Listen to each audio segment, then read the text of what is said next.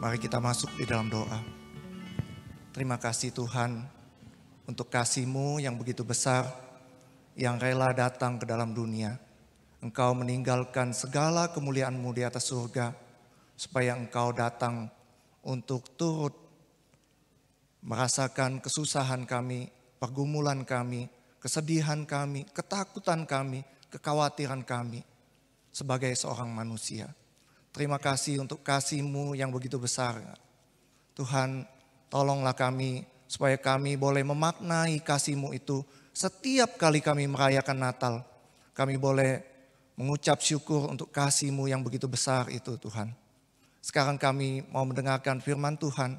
Tuhan tolong hamba-Mu yang menyampaikan firman Tuhan. Tuhan tolong kami semua yang mendengarkan firman Tuhan. Di dalam nama Tuhan Yesus kami berdoa. Amin. Shalom, selamat malam Bapak Ibu. Ya, nggak usah, lampunya tetap. Ya, ya. Nah, Bapak Ibu, firman Tuhan hari ini saya ambil dari Yohanes 1 ayat 14 ya. Yohanes 1 ayat 14. Beginilah firman Tuhan. Firman itu telah menjadi manusia dan diam di antara kita. Dan kita telah melihat kemuliaannya, yaitu kemuliaan yang diberikan kepadanya sebagai anak tunggal Bapa, penuh kasih karunia dan kebenaran. Ya. Firman itu telah menjadi manusia dan diam di antara kita, dan kita telah melihat kemuliaannya, yaitu kemuliaan yang diberikan kepadanya sebagai anak tunggal Bapa, penuh kasih karunia dan kebenaran. Nah Bapak Ibu, setiap kali kita merayakan Natal gitu ya, kita merasakan suasana yang berbeda di mal-mal, pertokoan, restoran atau kafe-kafe yang ada gitu ya. Kita mendengar lagu-lagu Natal yang diputarkan, kita melihat pohon-pohon Natal yang begitu indah, kita melihat hiasan-hiasan Natal yang begitu indah juga ya. Nah, setiap kali kita merayakan Natal, ada beberapa hal yang sepertinya itu dalam tanda kutip wajib ada gitu ya. Rasanya tidak afdol atau tidak lengkap kalau misalnya kita merayakan Natal tanpa pohon Natal kan ya. Rasanya nggak mungkin kita merayakan Natal tanpa pohon Natal. Nah, saya permisi tanya di sini Bapak Ibu, siapa di sini yang punya pohon Natal atau yang memasang pohon Natal di rumah? Ada? Boleh angkat tangan? Ya, ada. Ya, oh enggak banyak ya? Oh ada banyak juga ya.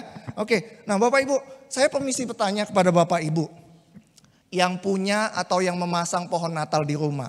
Nah, Bapak Ibu, apakah Bapak Ibu pernah memikirkan kenapa setiap kali Natal itu ada pohon Natal?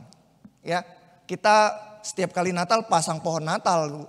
Tapi pernahkah Bapak Ibu bertanya, mengapa ya setiap Natal itu ada pohon Natal gitu? Nah, apa makna dari pohon Natal itu yang kita pasang ketika menjelang hari Natal? Nah, mungkin sebagian besar dari kita tidak tahu atau mungkin tidak terpikirkan untuk hal ini gitu ya. Waktu saya mempersiapkan khotbah ini, saya penasaran juga gitu mengenai pohon Natal ini. Saya coba cari tahu ya, kenapa sih setiap Natal itu ada pohon Natal gitu. Nah, menurut sumber yang saya temukan itu tradisi pohon Natal itu pertama kali dimulai di Jerman ya. Pertama kali dimulai di Jerman. Nah, waktu saya mencari tahu ini, ternyata Bapak Ibu, awalnya pemasangan pohon yang dihiasi itu sebenarnya melambangkan Adam dan Hawa yang memiliki dalam tanda kutip pohon surga ya. Jadi cerita awalnya ya, sejarah awalnya itu sebenarnya berhubungan dengan Adam dan Hawa yang dikatakan memiliki pohon surga. Nah, mereka menggantung buah apel, orang Jerman itu menggantung buah apel di pohon yang melambangkan Taman Eden, Bapak Ibu ya. Jadi mereka itu menggantung buah apel awalnya di pohon cemara itu yang melambangkan buah pohon kehidupan di Taman Eden. Nah, pohon itu biasanya dipasang pada tanggal 24 Desember untuk merayakan hari keagamaan Adam dan Hawa. Nah, ceritanya awalnya itu Bapak Ibu ya. Nah, mungkin kita juga di sini mungkin nggak begitu tahu tentang sejarah itu. Saya pun juga baru tahu Bapak Ibu. Nah, kemudian pada pohon tersebut dalam perkembangannya digantungkan wafer gitu atau kue di pohon tersebut. Lalu kemudian Martin Luther ya dipercaya sebagai orang yang pertama kali yang gantungin lilin di pohon Natal ya. Jadi pohon Natalnya itu kalau dulu belum ada lampu, jadi yang digantung itu adalah pohon lilin. Lilin di pohon tersebut gitu ya. Nah, tradisi ini kemudian menyebar ke seluruh Jerman pada abad ke-18 hingga akhirnya tradisi itu mengakar di Jerman ya. Bagi orang Jerman itu adalah sebuah tradisi yang wajib ada. Tradisi itu kemudian menyebar ke Inggris, ke negara-negara Eropa, dan kita tahu sekarang tradisi itu sudah menyebar ke seluruh dunia. Lalu Bapak Ibu, apa makna dari pohon Natal tersebut? Ya, pohon Natal atau cemara itu sebenarnya di awal menceritakan tentang hidup kekal, Bapak Ibu. Ya, pohon Natal itu di awalnya itu melambangkan hidup kekal. Kenapa disebut melambangkan hidup kekal? Karena di Jerman itu atau di negara-negara Eropa itu ada 4 musim, Bapak Ibu. Ya, nah mereka selalu merayakan itu di musim dingin. Ketika musim dingin, semua pohon itu daunnya rontok, Bapak Ibu. Ya, tapi pohon cemara itu walaupun di musim dingin daunnya tetap hijau. Makanya pohon Natal itu dikatakan melambangkan hidup kekal. Pohon Natal ini juga melambangkan pertumbuhan rohani, ya, orang yang bertumbuh rohaninya. Tadi ada hiasan wafer atau kue. Hiasan atau wafer itu sebenarnya melambangkan korban penebusan Kristus. Lalu lilin di pohon Natal itu atau lampu di pohon Natal itu melambangkan terang Kristus di tengah kegelapan. Itu kisah dan makna dari pohon Natal Bapak Ibu. Namun kalau kita mau jujur Bapak Ibu ya, seberapa banyak dari orang Kristen yang memikirkan tentang pohon Natal tersebut, sejarahnya gitu ya. Seberapa banyak dari kita yang memasang pohon Natal atau yang mempunyai pohon Natal yang tahu tentang lambang tersebut. Pemasangan pohon Natal dan hiasannya itu sekarang lebih ke sebuah tradisi yang diulangi tanpa kita mengerti kisah dan makna di balik pohon Natal. Itu pohon Natal ya Bapak Ibu. Nah, setiap Natal kita juga selalu menjumpai tokoh Sinterklas bukan? Ya. Nah, Bapak Ibu tahu nggak sejarah tentang tokoh Sinterklas itu waktu kita merayakan Natal? Nah, Bapak Ibu tahu nggak cerita di balik tokoh Sinterklas tersebut? Nah, Sinterklas atau Santa Claus itu sebenarnya adalah nama dari seorang uskup di Turki yang bernama Nicholas. Ya, Nicholas tersebut terkenal karena kemurahan hatinya kepada anak-anak. Lalu hari kelahirannya tanggal 5 Desember dirayakan sebagai pesta anak-anak. Nah, waktu kemudian berkembang perayaan Natal, orang merayakan Natal, lalu perayaan ulang tahun Nicholas itu dipindahkan ke tanggal 25. Nah, Santa Nicholas ini orangnya sebenarnya kurus Bapak Ibu. Tapi kemudian berubah ya, jadi sosoknya berjanggut putih, badannya gemuk gitu, tambun gitu ya. Pakai topi yang kerucutnya berjumbai gitu. Nah, perayaan itu kemudian berubah ya. Jadi Santa Nicholas ini sebenarnya tidak ada hubungannya dengan Natal Bapak Ibu. Tapi kalau kita sekarang ini merayakan Natal, rasanya pasti nggak mungkin nggak ada Santa Claus bukan? Nggak ada Interclass, nggak sah rasanya kalau merayakan Natal. Padahal sebenarnya Santa Claus ini tidak ada hubungannya dengan Natal. Bapak Ibu, Natal, pohon Natal, hiasan Natal, Santa Claus saat ini jadi sebuah bisnis yang sangat menguntungkan. dan berkembang pesat merambah ke seluruh negara di dunia. Bahkan di negara-negara Muslim pun seperti di Uni Emirat Arab, ya, tetap mereka merayakan Natal. Kenapa? Karena itu adalah sebuah bisnis yang menguntungkan. Nah, Bapak Ibu, saya mau mengajak Bapak Ibu untuk melihat dua contoh tadi, ya. Sebuah hal yang diulang-ulang itu cenderung kehilangan maknanya, ya. Orang kehilangan makna awal dari hal tersebut. Di awal pohon Natal itu mengingatkan tentang hidup yang kekal, tentang penebusan, tentang terang Kristus. Tapi sekarang orang udah nggak begitu peduli lagi tentang makna pohon Natal tersebut. Nah, sebuah hal yang diulang-ulang cenderung bergeser maknanya. Orang memandang Natal bukan lagi seperti seharusnya. Kalau dulu orang memandang Natal itu sebagai datangnya Sang Juru Selamat ke dalam dunia. Tapi orang merayakan Natal sekarang ini melihat kepada Santa Claus yang membagi-bagikan hadiahnya dan menjadi daya tarik bisnis yang menguntungkan. Ini dua hal yang mau saya katakan. Sebuah hal yang diulang-ulang cenderung kehilangan maknanya. Dan sebuah hal yang diulang-ulang cenderung bergeser maknanya kalau kita tidak hati-hati. Akan tetapi Bapak Ibu, walaupun hal yang diulang itu cenderung kehilangan maknanya, hal yang diulang cenderung bergeser maknanya, tapi itu bukan berarti sesuatu itu nggak boleh diulang-ulang, ya. Tadi kita melihat bahwa yang diulang-ulang sering kehilangan maknanya, yang diulang-ulang sering bergeser maknanya. Tapi itu bukan berarti sesuatu itu tidak boleh diulang-ulang.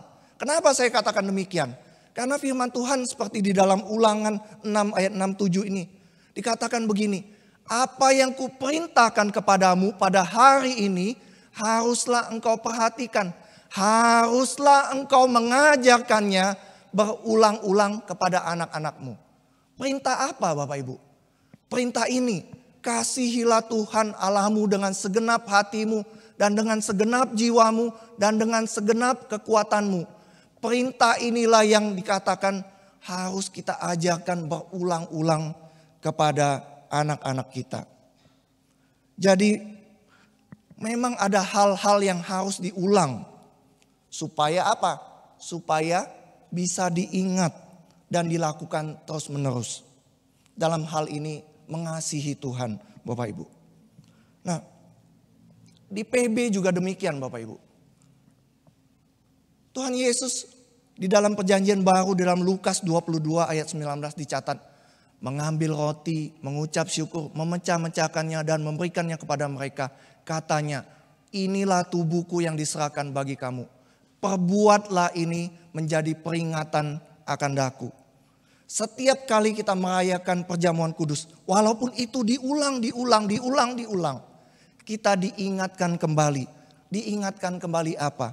Paulus berkata, setiap kali kamu makan roti ini dan minum cawan ini, kamu memberitakan kematian Tuhan sampai Ia datang. Jadi Bapak Ibu, walaupun pengulangan itu cenderung membuat kita kehilangan atau bergeser maknanya, tapi pengulangan juga membawa suatu hal yang baik bagi kita. Apa hal yang baik itu?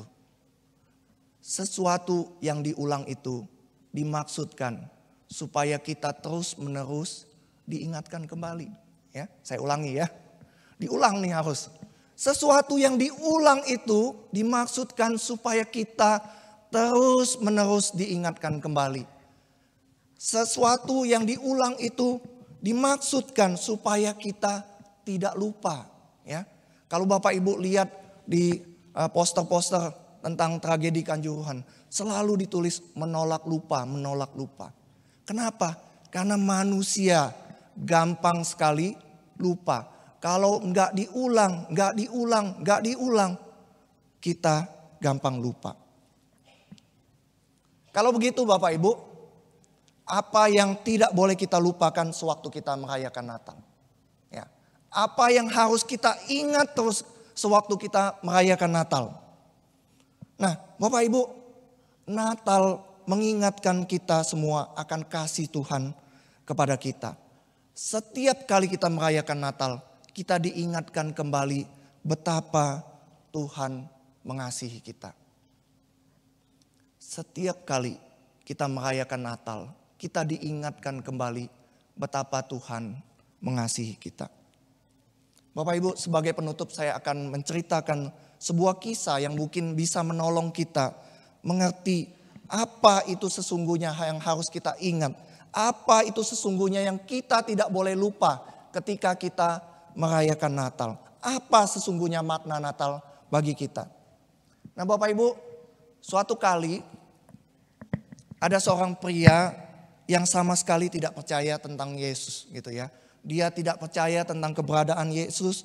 Dia selalu mengolok-olok orang yang berusaha memberitakan Injil kepada dia gitu ya. Dia selalu berkata, khususnya tentang Natal, dia berkata, aduh Natal itu kisah yang gak masuk akal. Kenapa? Karena Tuhan itu gak mungkin gitu mau merendahkan diri dan menjadi sama seperti kita gitu, dia bilang gitu. Nah, pria tersebut tinggal di wilayah peternakan yang cukup luas gitu ya. Dia tinggal bersama 2 orang anaknya, bersama istri dan 2 orang anaknya gitu. Nah, meskipun dia bukan orang percaya, tapi istri dan anak-anaknya ini adalah orang yang percaya Tuhan gitu ya. Kedua anaknya dan istrinya itu percaya kepada Yesus. Tidak jarang istri dan anaknya ini juga diolok-olok oleh pria tersebut. Nah, pada suatu malam Natal Bapak Ibu, istri dan anak-anaknya itu pergi merayakan Natal ke gereja gitu. Sementara ia memilih untuk tinggal di rumah dan menonton acara televisi kesukaannya. Nah, tidak lama setelah kepergian istri dan anak-anaknya, cuaca tiba-tiba berubah, Bapak Ibu. Cuaca berubah, hujan badai tiba-tiba datang gitu ya. Nah, dia sempat khawatir dengan anak istrinya gitu. Lalu, wah dia bilang, ini gimana ya nih anak istriku, hujan begitu badai ini. Lalu dia coba telepon istrinya. Ketika dia telepon dia lega gitu. Ternyata istri dan anak-anaknya sudah sampai di gereja. Lalu dia kembali duduk di sofa. Dia duduk gitu. Dia nonton TV gitu sambil nonton. Dia nonton gitu. Tapi ketika dia nonton tiba-tiba terdengar suara bluk gitu. Dia noleh gitu. Bukan cuma satu, bluk bluk bluk gitu. Dia lihat ke jendela gitu. Ada sesuatu yang menabrak jendelanya gitu. Lalu dia coba lihat ke jendela, dia ngintip gitu loh. Tapi karena di luar itu gelap sekali gitu ya, badai gitu. Dia nggak kelihatan apa-apa gitu. Tapi karena penasaran, dia lalu pikir, aku mau lihat ada apa sih sebenarnya gitu. Bukan cuma sekali suara itu terdengar, tapi beberapa kali. Lalu dia keluar, buka pintu, dia lihat. Bapak Ibu tahu nggak apa yang terjadi? Ternyata Bapak Ibu ada serombongan burung-burung yang menabrak jendelanya gitu ya.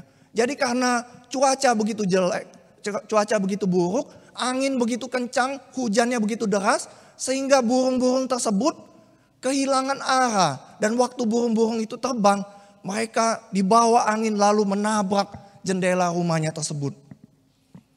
Ternyata benda yang menabrak jendelanya itu adalah beberapa ekor burung. Nah Bapak Ibu, burung-burung tersebut tidak bisa kembali terbang. Karena angin yang kencang dan sayap mereka itu sudah basah gitu. Hujan yang turun lebat sekali. Jadi burung-burung tersebut tidak bisa kembali terbang.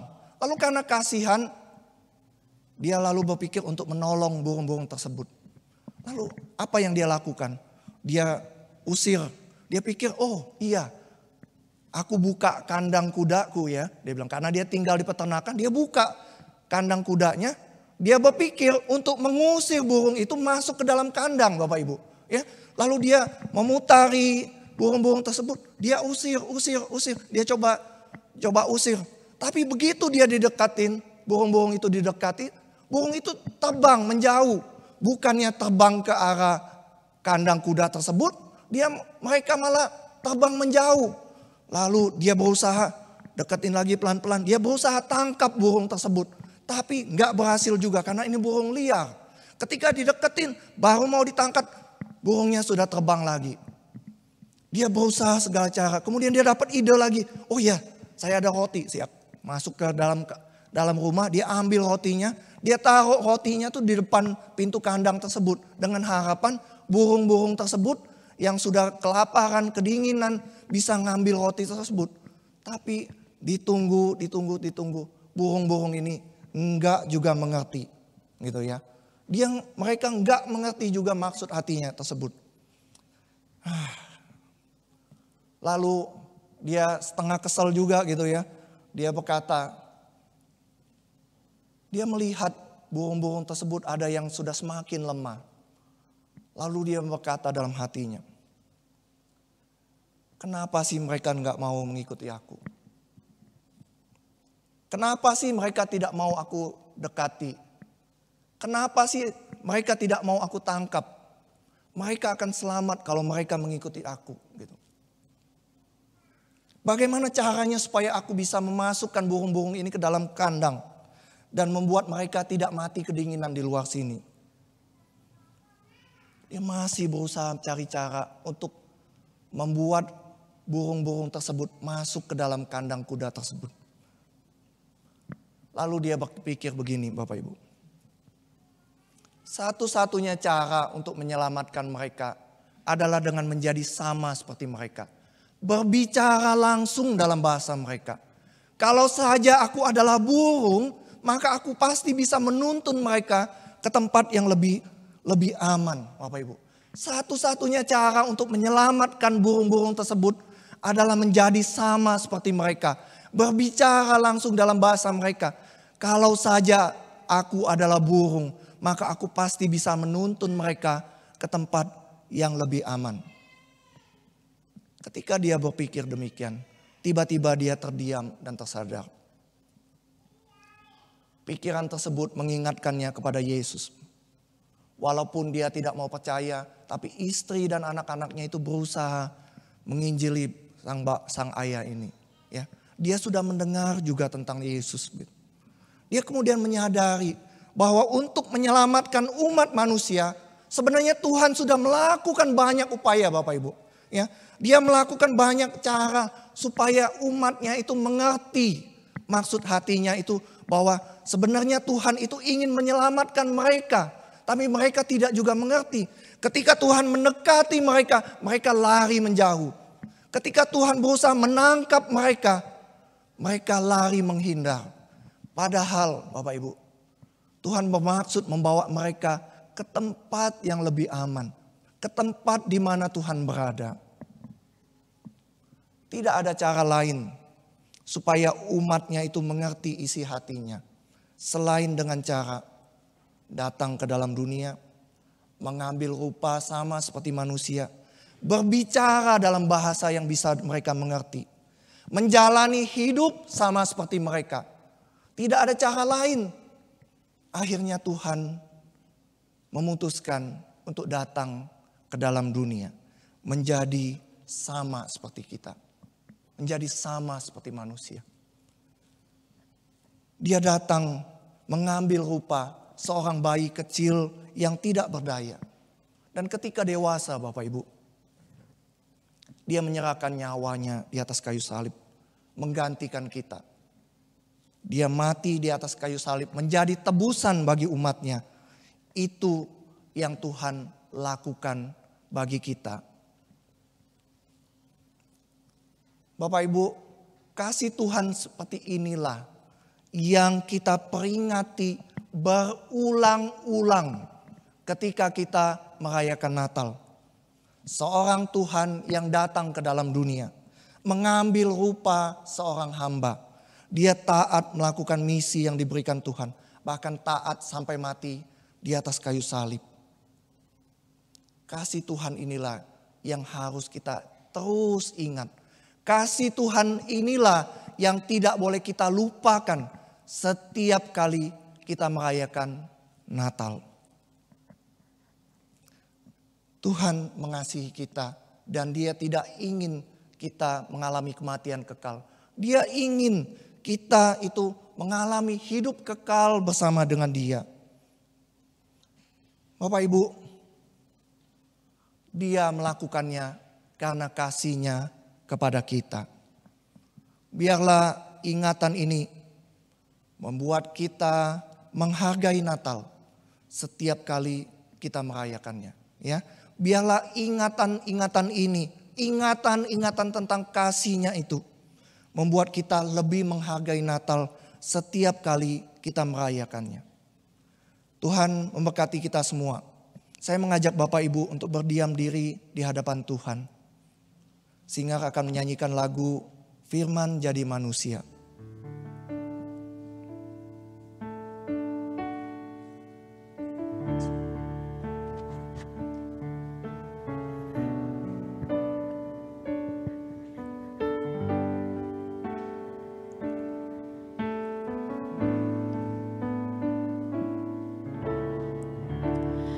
Firman jadi manusia,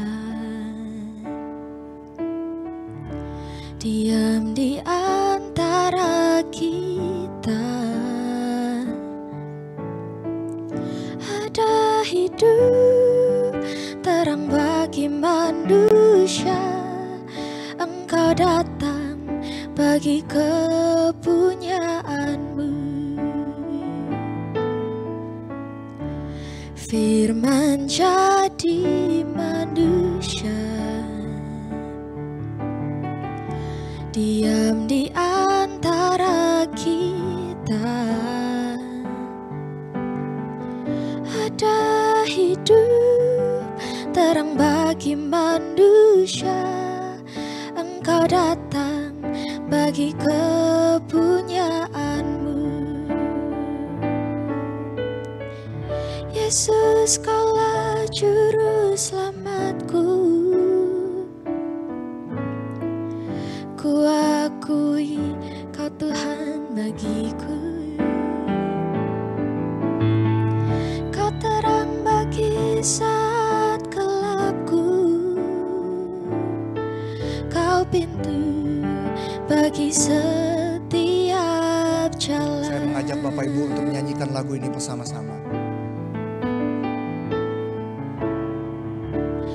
Firman jadi manusia, diam di antara kita.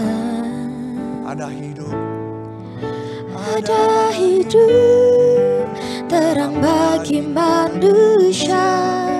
Engkau datang bagi kepunyaanmu. Kita ulangi pujian ini sekali lagi. Firman jadi manusia. Firman jadi manusia, diam di antara kita. Ada hidup terang bagi manusia.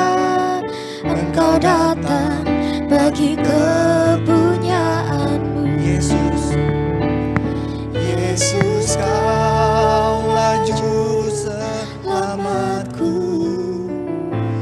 Ku akui Kau Tuhan bagiku. Kau terang Bagi saat gelapku. Kau pintu bagi setiap jalan. Yesus, Kaulah juru selamat.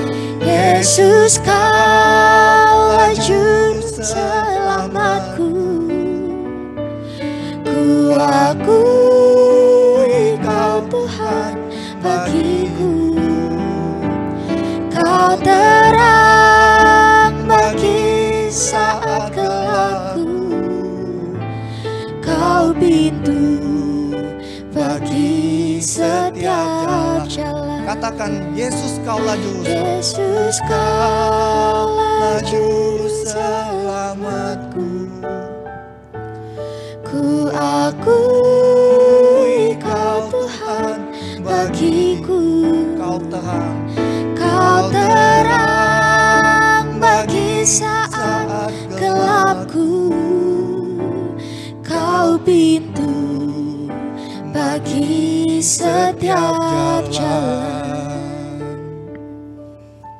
di dalam doa.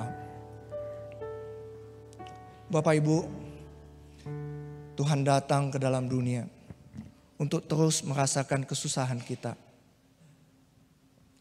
Dia datang untuk terus merasakan pergumulan kita sebagai seorang manusia. Kalau Bapak Ibu saat ini merasakan kesusahan karena pergumulan, kalau Bapak Ibu saat ini merasakan kesusahan karena masalah-masalah yang menimpa Bapak Ibu, saya katakan kepada Bapak Ibu, Tuhan juga turut merasakan kesusahan kita. Kalau Bapak Ibu saat ini merasa ditinggal, merasa dikhianati, merasa dilecehkan, merasa direndahkan, saya katakan kepada Bapak Ibu, Tuhan sudah pernah merasakan itu semua. Bahkan Dia mati di atas kayu salib untuk kita. Dia turut merasakan segala kesusahan kita. Itu karena Dia pernah datang sebagai manusia. Dia datang sebagai manusia di hari Natal untuk turut merasakan semua kesusahan kita. Mungkin ada di antara kita yang tahun ini tidak lagi antusias merayakan Natal. Mungkin ada di antara Bapak Ibu yang kasihnya kepada Tuhan dan sesama sudah menjadi dingin. Bapak Ibu menanti-nantikan pertolongan Tuhan, tapi pertolongan Tuhan itu tidak kunjung datang. Bapak Ibu, saya katakan pada Bapak Ibu, bertahanlah, berharaplah kepada Tuhan, tetaplah beriman kepada Tuhan. Dia mengasihi kita, Dia peduli dengan kita, dan Dia turut merasakan kesusahan kita. Tuhan Yesus berkata dalam Lukas 18 ayat 7-8, tidakkah Allah akan membenarkan orang-orang pilihannya yang siang malam berseru kepadanya? Dan adakah Ia mengulur-ngulur waktu sebelum menolong mereka? Aku berkata kepadamu, Ia akan segera membebaskan mereka. Ia akan segera membenarkan mereka. Akan tetapi jika Anak Manusia itu datang, adakah Ia mendapati iman di bumi? Bapak Ibu, tetaplah beriman kepada Dia dan Dia akan menolong kita. Kalaupun Tuhan saat ini belum menolong kita, Dia akan memberikan kekuatan yang cukup bagi kita. Kekuatan yang cukup untuk menanggung semua masalah kita. Dia akan memberikan kekuatan yang cukup bagi kita untuk melewati setiap pergumulan kita. Jika ada di antara Bapak Ibu yang berkata, aku mau ya Tuhan, aku mau terus berharap dan beriman kepadamu. Apapun kondisinya, apapun masalahnya. Jika ada Bapak Ibu yang berkata demikian, saya akan berdoa bagi Bapak Ibu. Jika ada di antara Bapak Ibu yang berkata, Tuhan tolonglah aku, kuatkan aku Tuhan, kuatkan aku untuk menanggung semuanya ini. Saya mengajak Bapak Ibu untuk menaruh tangan Bapak Ibu di dada. Saya akan berdoa bagi Bapak Ibu semua. Bapa di surga, terima kasih untuk kebenaran firman Tuhan pada malam hari ini. Kami tahu Engkau mengasihi kami. Kami tahu karena Engkau sendiri sudah datang ke dalam dunia. Menjadi sama seperti kami. Turut merasakan segala kesusahan kami. Turut merasakan semua yang kami rasakan. Turut merasakan pergumulan kami ya Tuhan. Tuhan, kami tidak mampu lagi untuk segala permasalahan kami ya Tuhan. Mungkin di antara kami sudah ada yang tidak sanggup lagi mengatasi semua masalah kami. Hamba-Mu berdoa ya Tuhan, kiranya Engkau sendiri yang menolong mereka. Menolong setiap kami yang mengalami pergumulan. Menolong kami melewati setiap pergumulan kami. Tuhan, dengarlah doa kami. Lihatlah tangan-tangan anak-Mu yang ditaruh di atas dada mereka. Mereka butuh pertolongan-Mu ya Tuhan. Tuhan, bersegeralah menolong mereka. Kasihanilah kami ya Tuhan. Kasihanilah kami ya Tuhan. Terima kasih Tuhan. Kami memegang teguh janji-Mu bahwa Engkau akan segera menolong dan membenarkan kami. Asalkan kami terus beriman kepadamu. Terus beriman kepadamu ya Tuhan. Terima kasih ya Tuhan. Kami serahkan diri kami masing-masing, khususnya di malam Natal ini, ke dalam tangan-Mu ya Tuhan. Biarlah Engkau boleh berbicara kepada kami masing-masing secara pribadi. Terima kasih Tuhan. Di dalam nama Tuhan Yesus kami berdoa. Amin.